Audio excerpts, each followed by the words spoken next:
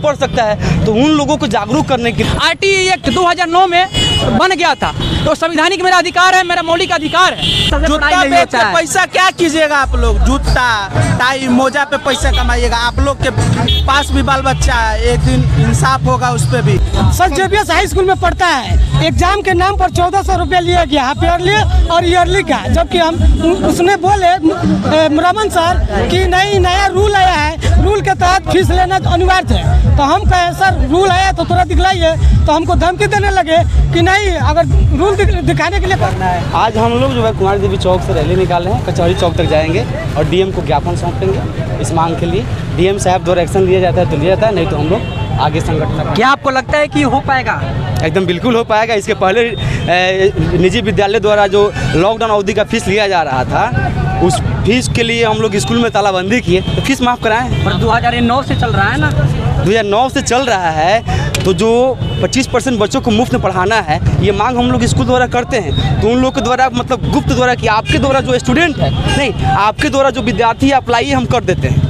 ये तो सार्वजनिक नहीं हो पाया, बहुत लोगों को मालूम नहीं है कि 25% बच्चों को मुफ्त में पढ़ाना है निजी विद्यालय द्वारा। तो ये जागरूक करना भी है कि 25% मुफ्त में पढ़ाना भी है निजी विद्यालय को, जिनका सैलरी, जिनका सालाना आय 3 लाख से कम है, उनके बच्चे मुफ्त में निजी विद्यालय में पढ़ सकते हैं। आप तो बोल रहे हैं कि 25% मुफ्त में पढ़ाने के लिए, यहाँ पे 25% बच्चों को भी, मतलब कुछ बच्चों को भी वहाँ पे आधा फी भी नहीं लेते हैं लोग, वो लोग तो पूरा फी वसूल करते हैं। ये कैसे हो पाएगा?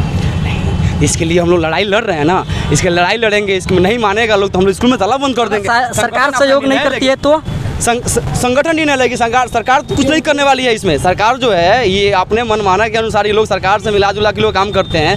संगठन ही नहीं लगे तो इस जिला में नहीं चलने देंगे हम लोग, ताला बंद करेंगे, ताला बंद स्कूल नहीं चलने देंगे हम लोग। जैसे कि आप देख सकते हैं कि जिला के NSS के प्रवक्ता हमारे साथ है, यही बताएंगे कि इस रैली का मुख्य वजह क्या है, आखिर सरकार को इसके बारे में क्यों नहीं निर्णय ले रही है, इसके बारे में सुल्तान खान हमको बताएंगे। जैसा कि आप लोगों को पता ही होगा कि RTE एक्ट यानी राइट टू एजुकेशन एक्ट 2009 के तहत प्राइवेट जो निजी संस्थान स्कूल हैं उसमें 25% गरीब बच्चों का दाखिला का मतलब इंतजाम किया जाता है। लेकिन उसका जो भी है उसका भ्रष्टाचार के कारण ये लोग व्याप्त सीट में दूसरे के एडमिशन कर लेते हैं, कुछ पैसा के कारण, और गरीब बच्चे उससे महरूम रह जाती है शिक्षा के अधिकार से, जिसके कारण हम लोग रैली निकाले हैं। पिछले साल भी हम लोग निकाले हुए थे 2021 में, जो हम लोग एक निजी शिक्षण संस्थान जो लॉकडाउन के कारण जो फीस मनमानी वसूली करती थी उसको लेकर रैली निकालते थे। आज का जो रैली का आयोजन 10 अप्रैल 2022 को जो किया गया है, इसका पीछे का वजह यह है कि मेनली बात सुनिए क्या, प्राइवेट स्कूल के द्वारा मनमानी अवैध तरीके से फीस को वसूल किया जाता है।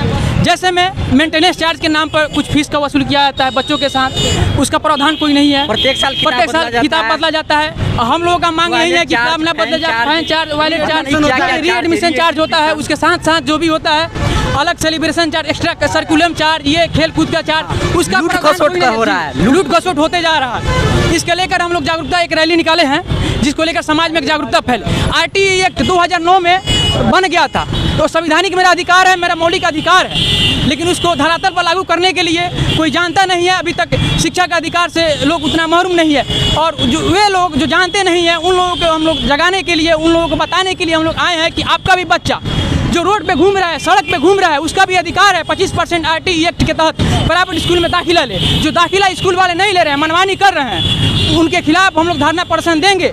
आज कुमारी देवी चौक से रैली निकलकर कचहरी समाहरणालय तक जाकर जिला अधिकारी महोदय के समक्ष समझौता ज्ञापन सौंपेंगे, और हम अपने शिक्षा का अधिकार के तहत जो 25% कोटा है, गरीब वंचित समाज के जो कोटा है, उनको एडमिशन के लिए हम लोग कार्रवाई के लिए तत्पर DM साहब को ज्ञापन सौंपे करते आए हैं कि यहाँ पे जो और देश में भी, और ये हम ही लोगों का आवाज़ जो है NSS के द्वारा ही आवाज़ जो है पूरे देश में हम लोग बुलंद करते हैं कि जो निजी विद्यालय में जो व्यापारीकरण हो रहा है, जो बाजार खोल कर रखा गया है, ये बाजार बंद हो।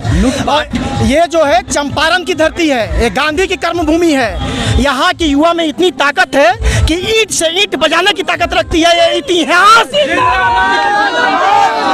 और हम हम ये भरोसा देना चाहते हैं नवयुवक समाज सेवा संगठन साथियों के द्वारा कि इतिहास लिखा जाएगा और निजी विद्यालय की तरफ जो भी ये काम किया जा रहा है, जो भी व्यापार चलाया जा रहा है, उसको बंद किया जाएगा। और हम लोग का मांग है 25% जो RTE के तहत जो एडमिशन लेना है निजी विद्यालय में, उसकी पारदर्शिता हो कि प्रत्येक विद्यालय किन किन बच्चों को, उनके पेरेंट्स का नाम क्या है, उनका घर कहाँ है, उसकी एक सूची साटे, जिससे क्या हो कि हम लोग जाके उसको समय समय पे वेरीफाई कर सकें कि सही में वो बच्चे उस विद्यालय में पढ़ रहे हैं या नहीं पढ़ रहे हैं, उन लोगों को उनका अधिकार मिल रहा है या नहीं मिल रहा है।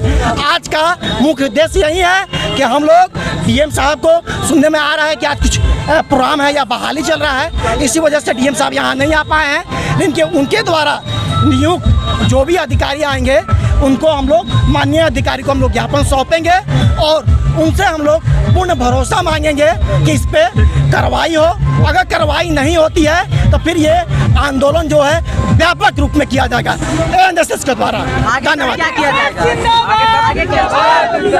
आगे जो है आगे फिर से हम लोग व्यापक स्तर पर निकालेंगे और इसको यहाँ ही नहीं प्रत्येक अलग अलग जिलों से लेके, अगर हमको जरूरत पड़े तो फिर हम लोग अनशन का भी रूप इसको ले सकते हैं। चंपारण से हम लोग ठान चुके हैं, इतिहास लिखना है तो लिख देना है और इसमें कहीं कोई कमी नहीं हो। सर, लोगों में जानकारी काफी अभाव है।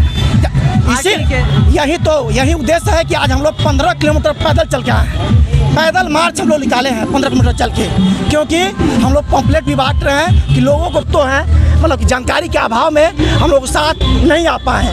अगली बार आज तो रामनवमी के दिन सर JPS हाई स्कूल में पढ़ता है, एग्जाम के नाम पर 1400 रुपया लिया गया हाफ ईयरली और ईयरली का, जबकि हम उसने बोले रमन सर कि नहीं, नया रूल आया है, रूल के तहत फीस लेना अनिवार्य है। तो हम कहे सर रूल आया तो तुरंत दिखलाइए, तो हमको धमकी देने लगे कि नहीं, अगर रूल दिखाने के लिए कहोगे तो तुम्हारे बेटा को एलिगेशन लगाकर स्कूल से बाहर कर देंगे, एग्जाम में नहीं बैठने देंगे। मजबूरन हमसे 1400 रुपया लिया गया, जबकि हाफ ईयरली बीत गया था, उसका भी और ईयरली का भी, दोनों का भी लिया गया। NSS के कुछ कार्यकर्ता है जो काफी मेहनत करके यहाँ पे आए हैं, ये चाहते हैं कि स्कूल में जो भी लूट खरोच होता है, प्रत्येक साल किताब बदले जाते हैं, उसको बंद किया जाए, एक ही किताब लागू किया जाए। इसके बारे में सचिव जी आप क्या कहना चाहेंगे? NCERT का बुक चलाया जाए और बार बार जो री एडमिशन का चार्ज लगता है, क्या री एडमिशन, एक बार एडमिशन हो गया खत्म कीजिए। हर साल बुक पब्लिक करते हैं, जो बुक का 20 रुपये कीमत लगता है पब्लिक होने में, उसको 100 रुपये में बेचते हैं। बाकी बीच का जो कमीशन है वो स्कूल वालों को मिलता है, स्कूल वालों को कमीशन कमाते हैं। अगर आप स्कूल में किताब समय पे नहीं खरीदते तो इतने वो टॉर्चर किए जाते हैं स्कूल के मास्टर द्वारा, यहाँ पे बताइए क्यों इतने टॉर्चर किए जाते हैं, इसके बारे में आप क्या कहेंगे? जो शिक्षक है जो लूट रहे हैं स्कूल में, निजी स्कूलों में बच्चों को, उसके बारे में आप क्या कहेंगे? देखिए ये जो बहुत एक षड्यंत्र के द्वारा सरकारी स्कूल को बदनाम करके प्राइवेट स्कूल लूटा जा रहा है, जिस स्कूल के नो प्रॉफिट नो लॉस पे चलाने का उद्देश्य होता है, और इसको क्या किया गया कि व्यापार बना दिया गया है। जो शिक्षक का दोष नहीं है, जो स्कूल उनको इसीलिए बैठाया गया है कि आप बच्चों को प्रेशराइज करें कि फीस टाइम से मिले। जैसे प्रत्येक वर्ष जूता बदला जा रहा है, टोपी बदला जा रहा है, ड्रेस बदला जा रहा है, किताब बदला जा रहा है, सिलेबस बदला जा रहा है, और लाइब्रेरी एक ट्यूशन फीस ले रहे हैं, उसके बाद लाइब्रेरी चार्ज ले रहे हैं, उसके बाद कह रहे हैं एनुअल चार्ज दीजिए, तो एक्स्ट्रा एक्टिविटी का चार्ज दीजिए, तो जनरेटर चार्ज दीजिए। तो ये सारे के खिलाफ हम लोग एकत्रित हुए हैं और 1 महीना पहले आवेदन दिया गया है, क्योंकि 2016 में यहाँ पे सभी स्कूलों के साथ बैठकर तत्कालीन जिलाधिकारी अनुपम कुमार ने एक आदेश पारित किया था 16 अप्रैल 2016 में, उसका पालन नहीं किया जा रहा है। तो अब 1 महीना में जिसको कार्रवाई करना है उस ऑफिसर के पास वो लेटर नहीं पहुँचा, हम लोग फॉलो कर रहे हैं। तो एक मुझे लगता है ये लोग सब मिले भगत है, ये लोग आवेदन को लेट करते हैं और हम लोग जब तक सरकारी टीचर स्कूल में अपने बच्चों को नहीं पढ़ाएंगे तब तक प्राइवेट की तरह पढ़ाई नहीं होने वाला है। सरकारी में बैठे हुए अपना कोचिंग खोल के बैठे हुए सरकारी सब वही लोग भ्रष्ट कर रहे हैं, सरकार में रहने वाले तमाम लोग ही भ्रष्ट कर रहे हैं। वो सरकारी मास्टर अपने बच्चों को नहीं सरकारी मेहनत करवाते हैं, ना ही सरकारी स्कूल में अपने बच्चों को पढ़ाते हैं, इसीलिए अच्छा से जूता पढ़ाई नहीं बेच होता के है। पैसा क्या कीजिएगा आप लोग? जूता टाई मोजा पे पैसा कमाइएगा। आप लोग के पास भी बाल बच्चा है, एक दिन इंसाफ होगा उस पर भी। इसलिए आप लोग सुधर जाइए, हमारा विनती है आप लोगों से।